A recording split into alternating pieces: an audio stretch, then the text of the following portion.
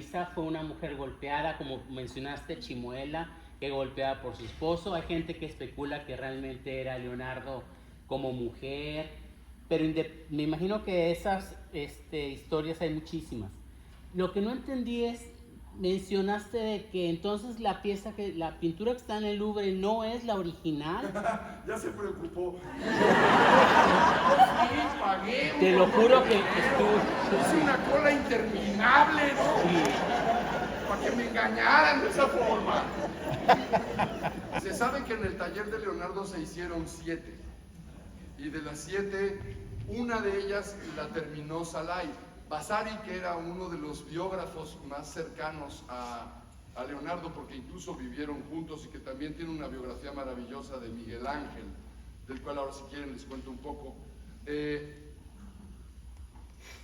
Cuando vio la Mona Lisa en sus 7 versiones, las describió como cuadros inconclusos, todos. Y entonces se muere Leonardo. Por lo tanto, Leonardo seguro no la terminó, y alguno de sus discípulos, creemos que fue Salai, terminó la que tiene el fondo, pues esa especie como de montaña que se pierde hacia el horizonte, bueno, hacia el infinito, y el resto están con un fondo negro. El Museo del Prado develó la suya hace un par de años y está expuesta en el Museo del Prado, y es la Mona Lisa con el fondo negro. Hay otra que tiene un jeque árabe, y no decía en broma lo de Monterrey.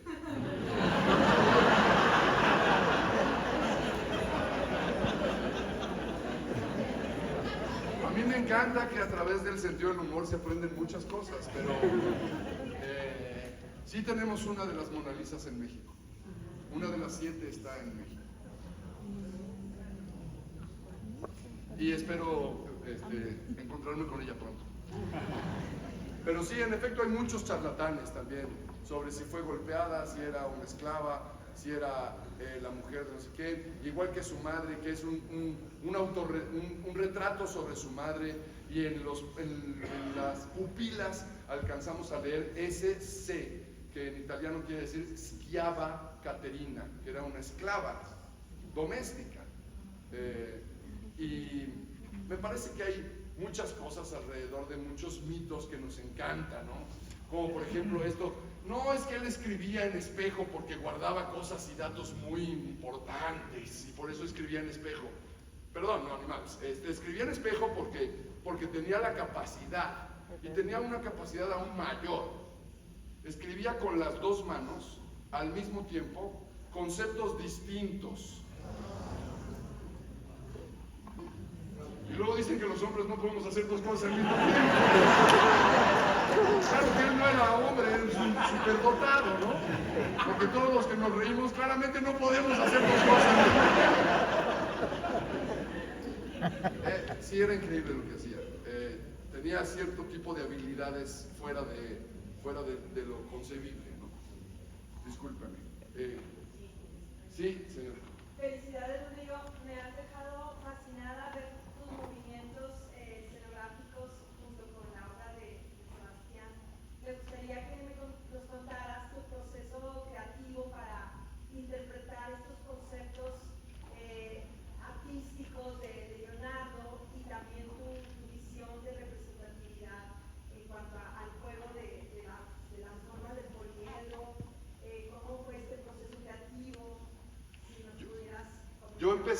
Yo tenía ganas de escribir un monólogo sobre Leonardo desde hace muchos años, y empecé el proceso de escritura en el 2008 más o menos, y me llevó una docena de años la investigación y profundizar sobre lo que quería hablar en relación a Leonardo. Me topé con muchas cosas y fue un proceso de muchos fracasos, y entendí que el fracaso es un aliado que me permitía volver a intentarlo, como lo platico en la obra.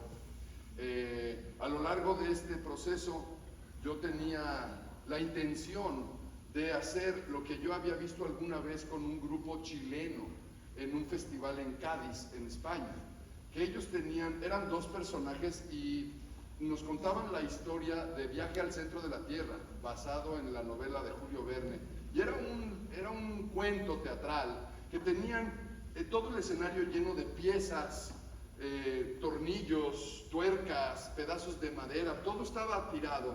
Y conforme iban contando el cuento estos dos actores, que eran el profesor y el alumno que está enamorado de la hija del profesor,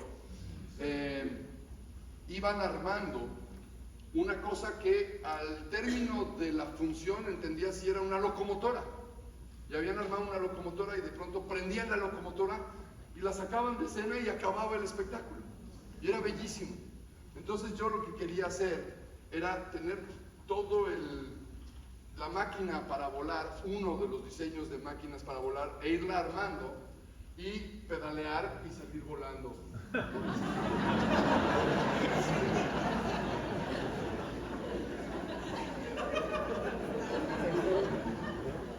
Pero no hice eso. Y en ese proceso me encontré con Sebastián en una entrevista, y Sebastián, al término de la entrevista, él estaba contento porque yo le había hecho una serie de preguntas que no le habían hecho antes. Y al término, cuando se van las cámaras, esto sí ya no fue grabado por las cámaras, me dice: ¿quieres un tequila? Sí. Y nos tomamos como 1,5 litros. No, estoy exagerando, fueron como 3. Entonces, después de esa plática, yo le dije y le sugerí mi intención sobre hacer un monólogo sobre Leonardo da Vinci, y entonces me enseñó Leonardo 4, el original, el de 30 centímetros. Y lo vi manipular eso, y entonces tuve una visión y le dije: vamos a sobreescalarlo. Y como a Sebastián, para aquellos que no sepan, es un escultor mexicano que, entre otras cosas, tiene pues, la Puerta de Monterrey, es de él, el caballito que está sobre Paseo de la Reforma en la capital, y otras 270 piezas magníficas alrededor del mundo. Como no le gustan las cosas grandes, pues me dijo que sí, ¿no? Pero me dijo: tiene que ser más grande que tú. Y sí, es unos centímetros más grande. Entonces, una vez que yo había entendido que el monólogo tenía que ser con esta pieza, empecé a cambiar cosas en este proceso de 12 años, y se alargó un poquito más porque tenía que incluir pues mi coprotagonista, porque nos permite no ver una figura solamente de Leonardo, sino verlas todas. Y creo que eso es gran parte de la experiencia teatral, que terminamos apelando a la imaginación del espectador, y funciona. Así vimos nosotros el tanque, así vimos un caballo, así vimos muchas cosas que la pieza nos lo permite, y tuve que adaptar cosas del guión. Tuve que meter a un personaje que se llama Sebastián, y tuve que meter a un perdedor, a un fracasado, y le puse Rodrigo, ¿no? Por no querer ser ofensivo con otro, ¿no? Y funciona, y me doy cuenta que funciona, y es un proyecto que tengo haciéndolo desde que estrené, 2 años a la fecha, pero en investigación y trabajo. Con la pieza original ensayé 1 año, para la música estuvimos 1 año, para hacer esta pieza en el taller de Sebastián se llevó 1 año. Entonces sí, fue un proceso largo, pero al mismo tiempo profundamente interesante, y ahí está en el corazón, y tengo la fortuna de poder compartirlo.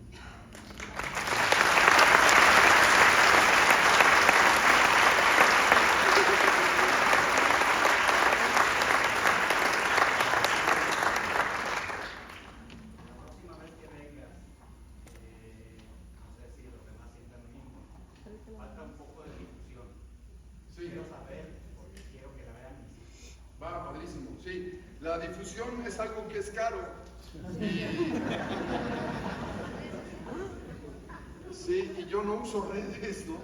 Soy un hombre libre, entonces es caro de alguna manera venir a Monterrey. No yo quizás, o los compañeros que vienen conmigo desde México, pero pues este bicho no hay forma de transportarlo si no es en una mudanza, y son muchos kilómetros. Pero sí, voy a tratar de hacer lo posible para que se difunda. De alguna manera ustedes ya la vieron, y cuando se enteren que viene Leonardo nuevamente, pues comuníquenselo a la tropa, ¿sí? Se los agradezco.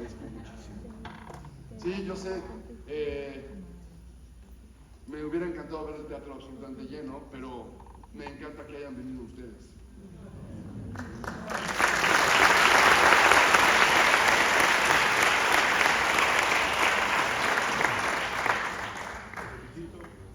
El monólogo está súper bien llevado.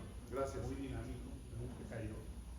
Y uno de tus proyectos es ir a hacer la obra en Da Vinci. En Vinci. Sí. Yo sugeriría que también terminaras en Ambass. Ah, en Ambass, donde descansa el día de hoy. Bueno, se supone que ahí está. Ojalá.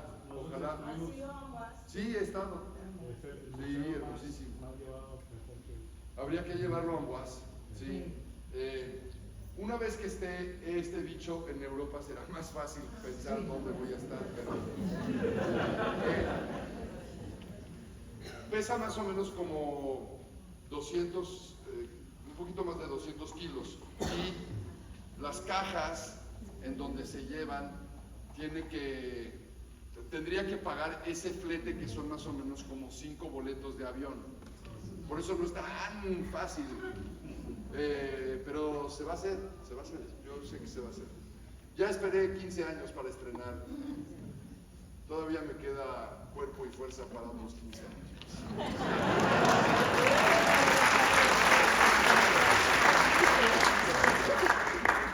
¿No has pensado en hacerlo inflable? ¡Ajá! No se puede. ¿Cómo me subo? No. De hecho es complejísima la parte de adentro. Hay algunos lugares, todo está forrado con foamy, y hay algunos lugares en donde tiene ciertos segmentos y cortes muy precisos para que pueda hacer lo que hace el cubo. Es decir, un cubo que se convierte en una esfera no es común, ¿no? Y el cubo que se convierte en esfera, que de pronto es una plataforma verde o una cruz gigantesca con estos colores mexicanos, con estos rosas y esos azules, donde un bicho de 100 kilos pueda pararse encima, no es tan trivial como pensar que se podría hacer inflable. Sí lleva un montón de coco esto atrás y no hay manera. Es un premio matemático de 1974, la verdad es que no es fácil, ¿no? No se podría incluso ni siquiera reproducir en otro lugar, porque los planos de esto pues le pertenecen a Sebastián, ¿no? Tendríamos quizás que ir y estar en algún taller de algún escultor en Europa haciendo esta pieza durante muchos meses. Creo que es mejor viajarla, aunque sea más caro. Hola. Oye, ¿tú crees que a pesar de tanto fracaso y tanta dificultad en algún momento de su vida, Leonardo fue feliz? Sí, claro, ¿por qué no? Era un hombre con un gran sentido del humor. Yo creo que se divertía muchísimo, pero sí era feliz, porque es como que el artista atormentado y queriendo y alcanzando y Nunca terminó nada, era muy feliz, claro que sí. Súper feliz, se pitorreaba de todo, le encantaba la burla, le encantaba hacer estas cosas grotescas. Yo creo que sí fue un hombre feliz. Sí, en efecto, como todos, ¿no? Yo creo que lo más padre de todo es haber entendido a través de un monólogo que era un hombre que tuvo lo que todos nosotros tenemos, que de alguna manera son fracasos, pero también amores, pero también decepciones, pero también iba al baño, pero también, es decir, no solamente fue un genio, y creo que esa parte humana nos acerca más a un Leonardo que como todos nosotros. Creo que la felicidad es, sin duda alguna, digo ya a lo mejor me voy a ver muy budista, pero pues es un camino, ¿no? No es que haya un destino, entonces llegas ahí y dices, ahora soy feliz, y ya está, ¿no? Ya llegué. Y el resto de tu vida va a ser... No, pues yo creo que hay estos altibajos que como cualquier ser humano tuvo. El que estoy seguro que no era feliz era Miguel Ángel. Él sí fue un hombre muy atormentado, y el día de hoy lo hubieran diagnosticado con algún tipo de algún problema mental, es decir, no sé si un problema mental, no estoy hablando con corrección, pero un autismo muy profundo. Y con este autismo fue muy golpeado y muy vilipendiado de niño con sus hermanos y con su familia. Y era un hombre que cuando hizo el David pasó 2 años encerrado en una cabina haciendo el David, y durante 2 años no se bañó. Y había un insulto común en la Italia renacentista que decían: apestas a Miguel Ángel. Y era un insulto, y durante 2 años no salió de esa cabina diciendo que él seguía las instrucciones de Dios. ¿Cuál era más feliz? Igual era más feliz, pero no lo demostró. Creo que Leonardo se divirtió más. Leonardo fue socio de Botticelli en un restaurante. Para eso hay que ser medianamente feliz, ¿no? Medianamente. No, hombre, al contrario, gracias a ti. Por supuesto que todo aquel que tenga que retirarse no tenga la más mínima duda de hacerlo, ¿no? Podéis ir en paz, la misa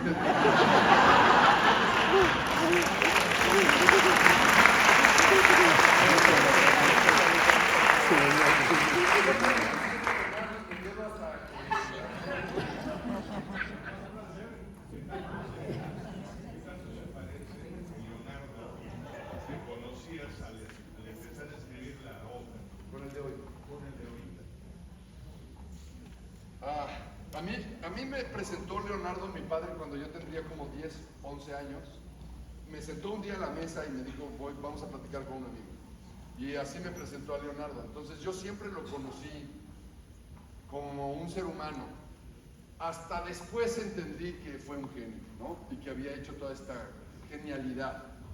Entonces yo creo que se acerca mucho más el Leonardo de hoy al que yo conocí a los 10, 11 años, que al que investigué y al que averigüé y en donde me sumergí, porque creo que el día de hoy a lo mejor suena un poco esquizofrénico lo que voy a decir, pero pues es mi amigo, ¿no? Entonces así lo conocí como un amigo, y luego indagué sobre él y hay cosas que terminaron, pues no me terminaron de gustar, eventualmente las comprendí, y me parece que el día de hoy es un tipazo, ¿no? O sea, me encantaría ir a echarme un tequila con él, ¿no? Y un taquito de guacamole, porque era vegetariano, entonces no comía carne. Inteligente él, porque sabía los procesos de putrefacción, y en 1500 pues no había muchos refrigeradores que digamos, ¿no? Entonces, sí, no comía carne, justamente no porque no le gustara, sino porque sabía que había algo que podía hacerte daño. Entonces, pues unos taquitos de guacamole y unos tequilas con Leonardo estarían increíbles, ¿no? Bueno, unos taquitos y un tequila con quien sea estaría increíble.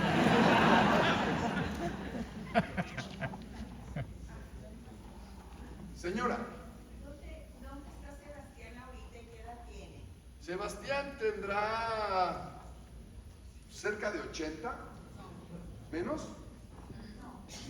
¿Cuántos tiene? 47. 7'6". Pues dije cerca de 80, ¿no? 7'6" es cerca de 80, ¿no? Pues si hubiera dicho, tiene más o menos como 27 años. Bueno, tiene 76 años, vive en la Ciudad de México, está perfecto, no le duele nada. Y su mujer se llama Gabriela, la cual después de ver la obra siempre dice: ¡oh, soy la viuda! Y les gusta mucho el monólogo, y les gusta mucho evidentemente ver a la pieza trabajar en escena. Y están muy bien los dos, afortunadamente. A Sebastián creo que le encantó morir en escena. ¿Qué se hace cargo de la escultura cuando tú no representas la obra? Está en la Fundación Sebastián. Así completa, no se desarma. Sí, se desarma. Sí, aquí atrás están las cajas donde se desarma. Se desarma en 2, ¿eh? Tampoco es que sean así 18 pedazos, no, son 2 grandotes. Y traigo ahí los 2 roperos allá atrás. Son 2 roperos. ¿De qué es adentro? Tiene cubi por afuera, pero adentro. Son comprimidos de plástico muy específicos,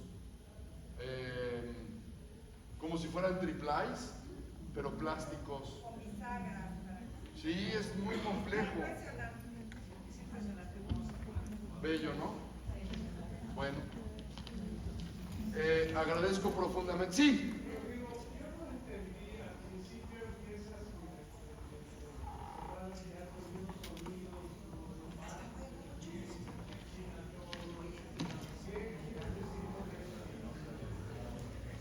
Bueno, en realidad es una máquina que está funcionando y que no tiene ningún tipo de electricidad. Son máquinas como las que pienso yo se oirían en el taller de Leonardo.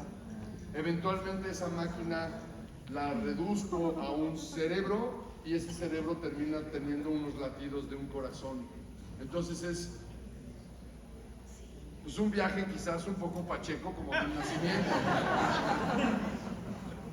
pero es una sugerencia nada más. Aprecio mucho que hayan estado conmigo.